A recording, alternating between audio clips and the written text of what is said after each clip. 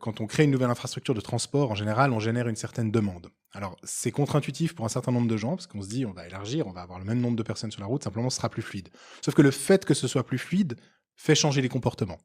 Vous offrez une promesse de fluidité aux automobilistes qui est en fait réelle dans les premiers mois après l'inauguration du tronçon en général, et qui fait que des gens qui n'auraient pas pris la voiture pour ce trajet-là vont la prendre, ou qui ne seraient pas allés aussi loin vont utiliser l'autoroute et puis aller un peu plus loin. Les gens qui font des décisions à court terme, aller au restaurant, faire des courses, ils vont peut-être le faire un peu plus loin de chez eux parce qu'ils vont se dire « Ah, je sais que l'autoroute est débouchée », ou ils vont utiliser l'autoroute aux heures de pointe où ils ne l'auraient pas fait auparavant. Ils peuvent prendre des décisions à moyen terme, inscrire son enfant à un club de sport plus loin, ou à plus long terme, dans le cadre d'un changement de vie, de se dire je vais emménager plus loin, ou je vais accepter un emploi un peu plus loin. Et toutes ces décisions individuelles, elles provoquent au final ce trafic supplémentaire qui n'aurait pas eu lieu si l'infrastructure n'avait pas été construite. C'est ce qu'on appelle ce trafic induit.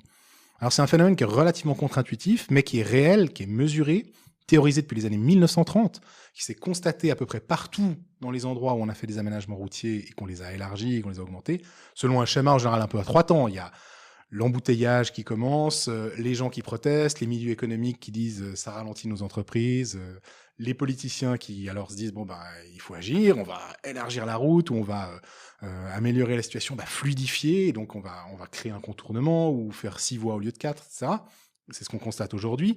Et puis, une fois que la route est faite, tout le monde se félicite, les élus sont reconduits pour des nouveaux mandats, et puis, troisième étape, c'est le trafic induit qui arrive petit à petit, parfois très vite même, particulièrement vite quand c'est des zones urbaines et que la route était déjà bouchée auparavant. Et donc, on va se retrouver dans une situation, troisième étape, le bouchon revient et on recommence le cycle. Protestation, médias qui relaient les protestations, etc. Et puis ensuite, on veut réélargir. Et ça, cette logique-là, les États-Unis l'ont poussée jusqu'au bout. Ils ont fait des autoroutes à 26 voies vers Houston, au Texas, par exemple.